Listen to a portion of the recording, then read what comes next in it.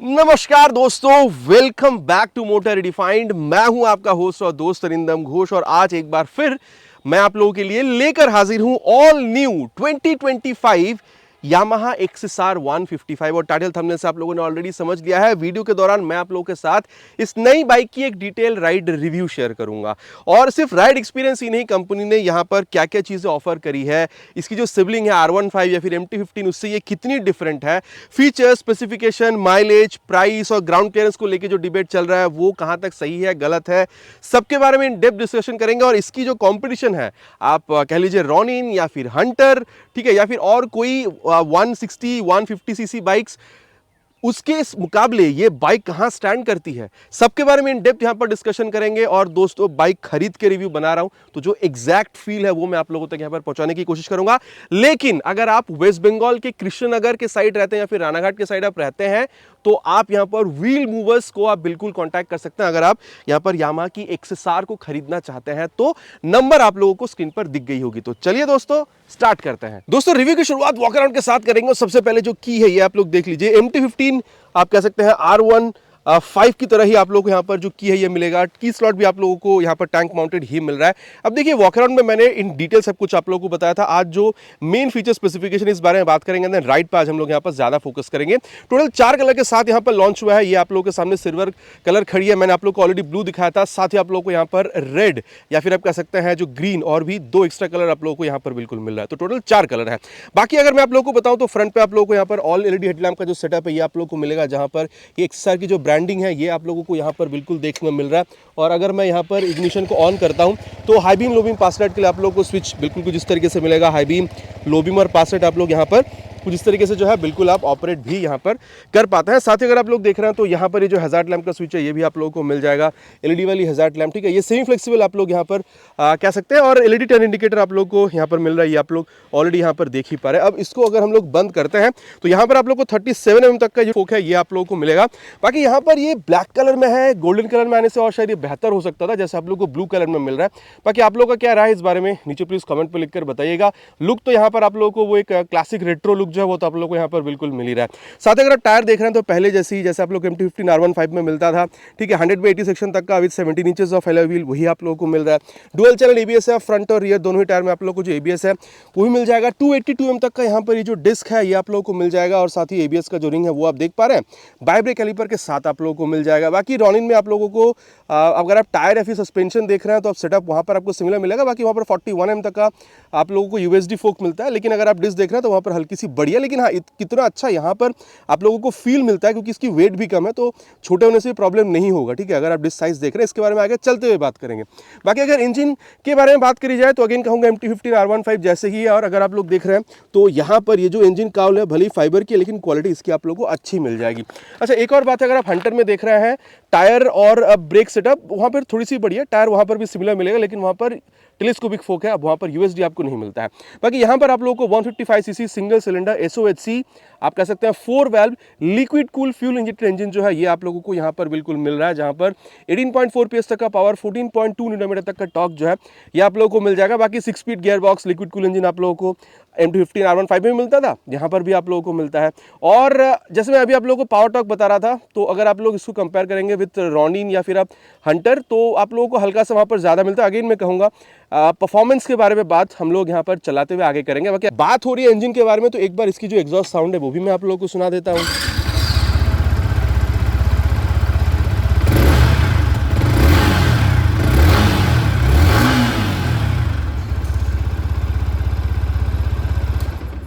तो यहाँ तक दोस्तों आप लोगों ने साउंड सुन लिया, आप लोगों को लगा कैसे नीचे प्लीज कमेंट पर लिखकर बताइएगा।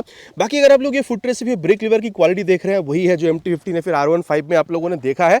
अब देखिए MT15 R15 जैसे डेल्टा बॉक्स वाला ये जो आप लोगों को चासी है ये भी आप लोगों को फ्रेम आप कह सकते हैं ये भी आप लोग को यहाँ पर मिल रहा है फॉर बेटर हैंडलिंग कॉन्फिडेंस, ये आप लोग कह सकते हैं। चलाते वक्त इसके बारे में बात हम लोग डेफिनेटली करेंगे कि चलाते वक्त कितना अच्छा आपको कॉन्फिडेंस मिल रहा है या फिर हैंडलिंग कितनी अच्छी है। अच्छा, अब अगर आप लोग यहाँ पर इसकी ओवरऑल क्वालिटी देखते हैं ना तो देखिए ये जो आपको टैंक यहाँ पर मिल रहा है, ऊपर आप लोगों को फाइबर मिल रहा है, इसकी क्वालिटी आप लोगों को काफ़ी अच्छा मिलेगा। लेकिन ये साइड पैनल अगर आप लोग देखते हैं ना तो देखिए इसकी फाइबर क्वालिटी अच्छी है, लेकिन ये जो बात है ना, ये थोड़ा सा और यहाँ पर सही हो सकता था। बाकी अगर आप लोग देख रहे हैं तो यहाँ पर ये आप लोग को गैप दिख रहा है, तो यहाँ पर ये भी थोड़ी सी बेटर हो सकती थी। ठीक है, तो यहाँ पर मुझे एक चीज़ कमी लगा कि ये थोड़ा सा और बेहतर होना चाहिए था। बाकी अगर आप लोग साइड रियर में ये सारी पैनल की अगर आप लोग यहाँ पर ये क्वालिटी देखते हैं तो ये आप लोग को अच्छा ही यहाँ पर फील होने वाला है। बाकी अगर मैं यहाँ पर इसकी जो की है उसको ऑन करूँ तो कुछ इस तरीके से यहाँ पर आप लोगों को जो टेल लैंप है ये आप लोगों को यहाँ पर बिल्कुल दिखेगा फ्रंट जैसे।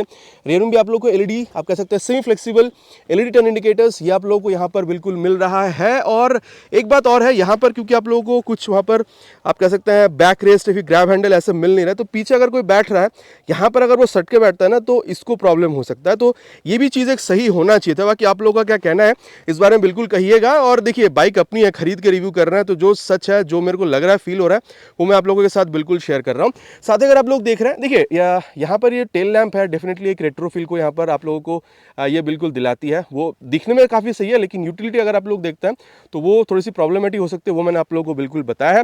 बाकी यहाँ पर रिफ्लेक्टर आप लोगों को बिल्कुल देखने में मिल जाएगा। ठीक है, एक ऊपर आप लोगों को एक लैम्प जो है वो भी जलता हुआ दिखेगा रात के टाइम पे, आप कह सकते हैं यहाँ पर नंबर प्लेट को इल्यूमिनेट करने के लिए। और जिस शोरूम से मैंने खरीदा है नाम और आप लोगों को यहाँ पर नंबर वगैरह दिख रहा है, अगर आप चाहें वेस्ट बंगाल के कृष्णनगर या फिर रानाघाट में अगर आप रहते हैं तो यहाँ पर आप कॉल बिल्कुल कर सकते हैं। और अगर मैं आप लोगों को यहाँ पर रियर सेक्शन स्पेशली टायर के बारे में बताऊं तो ये भी वही है जो आप लोगों ने R15 या फिर आप लोगों ने MT15 में देखा। आप देख सकते हैं 140/70 सेक्शन तक की टायर, और वो भी रेडियल टायर आप लोगों को मिल रहा है 17 इंचेस की एलॉय व्हील के साथ।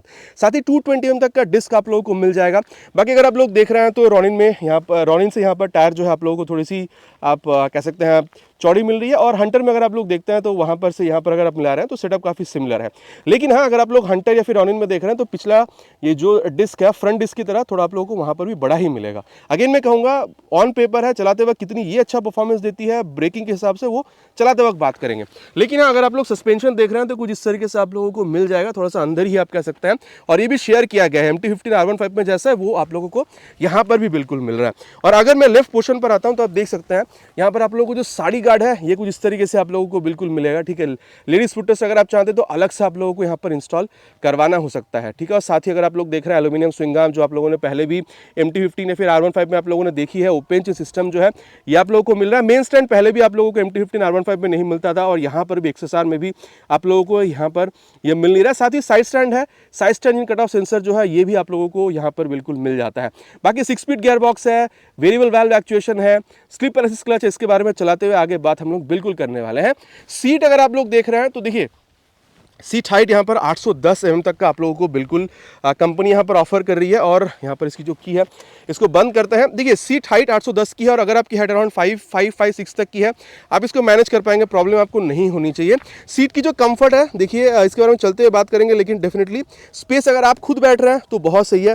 पीछे अगर पिलियन बैठ रहा है, अगर हल्का पतला है तो ठीक है, लेकिन अगर आप बहुत ज़्यादा हेल्दी बैठ रहे हैं पीछे तो यहाँ पर प्रॉब्लम हो सकता है। और इसीलिए आप लोगों को यहाँ पर जो ग्रैब हैंडल है वो पहले आपको लगवानी पड़ेगी। ठीक है, या फिर अगर आप बैक रेस्ट ग्रैब हैंडल के हिसाब से आप लगवा सकते हैं तो वो इसको प्रोडक्ट ज़्यादा करेगी। ठीक है, जो मुझे फील हो रहा है वो मैं आप लोगों को यहाँ पर बता रहा हूँ।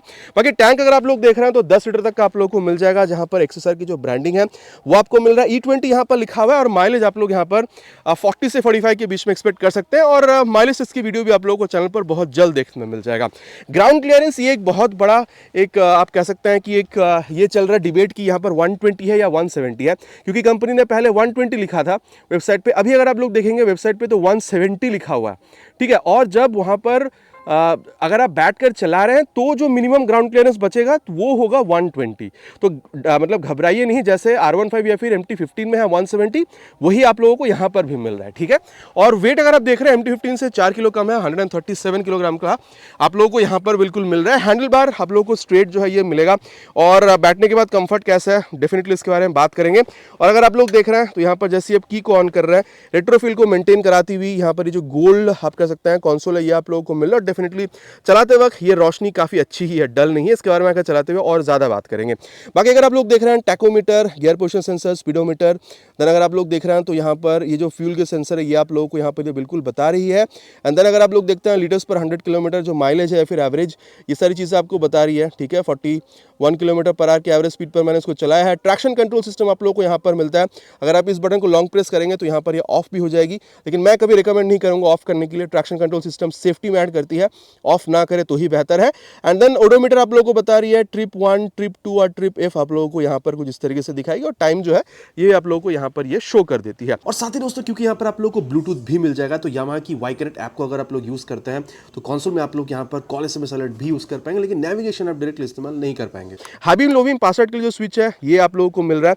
बाकी यहाँ पर ये हॉर्न का स्विच ऊपर मिल रहा है, ये थोड़ी सी कंफ्यूजिंग है, जैसे आप लोगों को पहले MT-15 में मिलता था। टर्न सिग्नल और यहाँ पर किल स्विच आपको मिलेगा और यहाँ पर आप लोगों को हैजार्ड लैम्प का स्विच जो है वो यहाँ पर कंपनी ऑफर कर रही है। साथ ही अगर देखा जाए मिरर कितनी अच्छी यहाँ पर रियर व्यू दे रही है, ये आगे हम लोग चलते हुए बात इसके बारे में डेफिनेटली करने वाले हैं। और अब दोस्तों यहाँ पर जो प्राइस है इस बारे में बात करते हैं।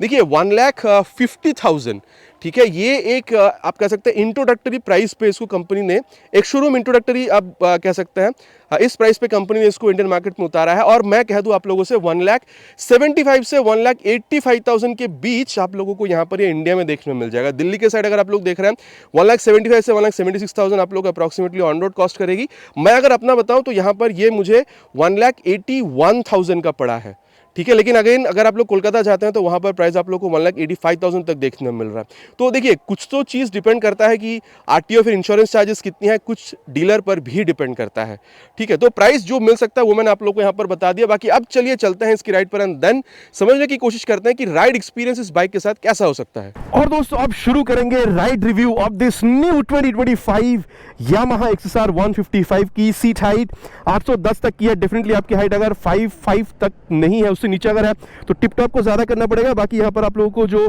आप कह सकते हैं रियर फिटेड फुट पैग है वही आप लोगों को यहाँ पर बिल्कुल मिल रहा है। और seat is quite comfortable, soft नहीं है, हार्ड नहीं है। और देखिए मेरी हाइट क्लोज टू 6 है, मुझे ना यहाँ पर बहुत ज्यादा झुकने की जरूरत नहीं हो रही है, एकदम हल्का सा आप सामने की तरफ लीन कर रहे हैं, तो थोड़ा सा स्पोर्टी, ठीक है, थोड़ा सा कंफर्टेबल, वो एक फील आपको डेफिनेटली मिल रहा है। और देखिए आपके लिए तो स्पेस डेफिनेटली सही है, लेकिन अगर आप पिलियन के साथ राइड कर रहे हैं तो ठीक, अगर हेल्दी भी है तो ठीक ठाक चल जाएगा। लेकिन मैं रेकमेंड करूंगा अगर पीछे कोई मतलब नॉर्मल आदमी जो दुबला पतला अगर बैठ रहा है तो सही रहेगा। बहुत ज्यादा हेल्दी अगर पीछे बैठेगा तो प्रॉब्लम हो सकता है, स्पेशली अगर वहां पर आप कह सकते हैं जो ग्रैब हैंडल अगर नहीं है, तो अगर ग्रैब हैंडल है तो हेल्दी बैठेगा तो भी प्रॉब्लम नहीं होगा। और चलिए अब स्टार्ट करते हैं। ये फर्स्ट गियर और ये ओहो सेकेंड गियर, थर्ड गियर, यहीं पे अगर मैं 7,000 RPM के ऊपर जा रहा हूं तो देखिए VVA जो है ये एक्टिवेट हो जाती है, जो एक डेफिनेटली बेहतर थ्रॉटल रिस्पॉन्स निकाल कर दे रही है। और ये आप लोगों को समझ में भी आएगा चलाते वक्त, ठीक है, वेरिएबल वाल्व एक्चुएशन। और देखिए यहाँ पर आपको स्लीपर क्लच मिलेगा, भाई अपनी ही बाइक है, ठीक है, तो इसको एकदम आप लोगों को सही मैं आप लोगों को करके बताऊंगा जो भी चीज़ है। ये देखिए 81 पे ले जाके क्लच छोड़ दिया है, 71 पे ले जाके अगेन क्लच छोड़ दिया है, ठीक है। देखिए कितना ज़्यादा यहाँ पर RPM रिलीज हुआ है, लेकिन हल्का सा भी जो रियर आप कह सकते हैं यहाँ पर जो टायर है वो स्लीप या फिर आप कह सकते हैं लॉक वो बिल्कुल भी नहीं हुए। तो स्लीपर क्लच देखिए पहले भी MT-15 R15 में था, काम अच्छी तरीके से करता था, वही इंजन सेटअप है, वही गियर बॉक्स है, यहाँ पर भी आप लोगों को बढ़िया तरीके से काम करती हुई यहाँ पर नजर आएगी, ठीक है। और अगर मैं आप लोगों को बताऊं यहाँ पर क्लच के बारे में तो yes it's on the software side only because of slipper clutch. और अगर आप लोग गियर देख रहे हैं तो हाँ एकदम ही हल्का से एफर्ट के साथ अप या डाउन शिफ्ट जो है वो भी यहाँ पर आप लोगों को होता हुआ नजर आएगा। बहुत ज़्यादा प्रॉब्लम आपको यहाँ भी फील नहीं करना होगा। और अब दोस्तों क्योंकि बात कर रहे हैं क्लच, गियर, स्लीपर क्लच, ठीक है, अब चलिए यहाँ पर जो एक्सेलरेशन टेस्ट है उसको कंप्लीट करते हैं, देन यहाँ पर परफॉर्मेंस के बारे में आगे बात करते हैं। Will release the clutch very slow, otherwise wheelie हो सकता है। सो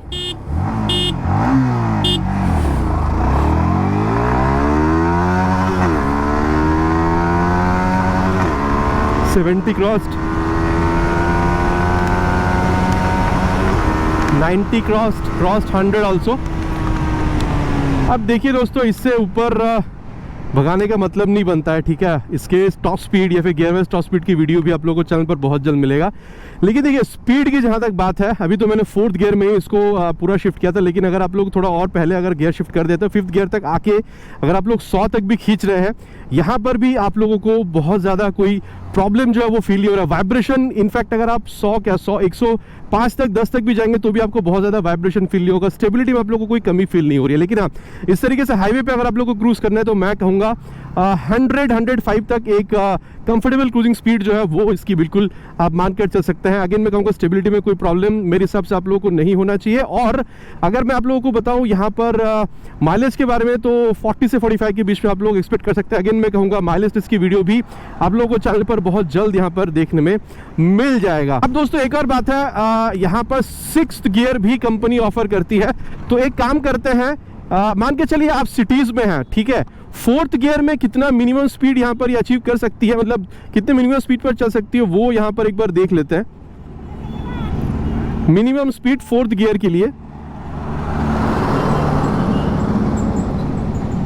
देखिए अराउंड 14 पर भी ये जा रहा है यार, मतलब सही। हाँ 13 पर आ गया तब ये, मतलब वो एक डग डग डग डग सा आवाज यहाँ पर आप लोगों को फील हो रहा है, ठीक है। तो यहाँ पर 3rd गियर में एक बार इसको चेक करते हैं। अगर आप लोग सिटीज में चलाते हैं तो ये बहुत मैटर करती है।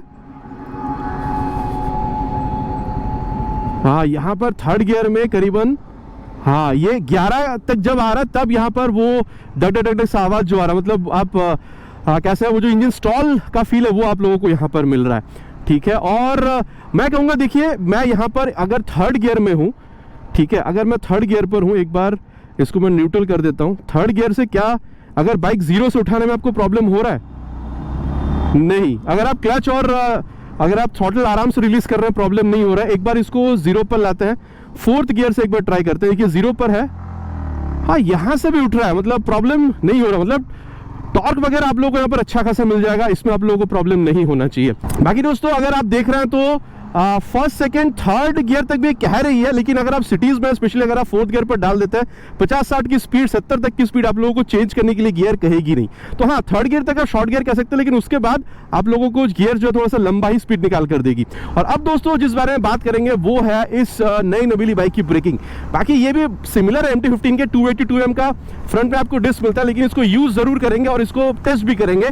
पीछे वैसे कोई है नहीं, और 70 के अब जाके प्रेस करेंगे इसको, 74 पे ले जाके front brake. Oh my God भाई, कुछ भी बताओ यार, अपने बाइक पे टेस्ट करने का मजा अलग है, कोई डर नहीं है, जैसा यूज करना है करो, ठीक है। लेकिन बात यह है 74 पे ले जाके मैंने ब्रेक करी, देखिए ऐसा नहीं है कि वो झट से रोक दे रही है, वैसा नहीं है। आप जितना खींच रहे हैं लीवर को उतना अच्छा आप लोगों को रिस्पांस मिल रहा है, लेकिन अच्छा खासा रोक दे रही है। और अभी तो फ्रंट ब्रेक में ABS मुझे फील नहीं हुआ, लेकिन मैंने R15 मतलब 5 साल मैंने उसको चलाया है, मुझे ABS में कोई शिकायत नहीं, ABS काम करती है, भली भांति काम करती है, ठीक है। और अब दोस्तों जो करेंगे वो है इसकी रियर ब्रेक।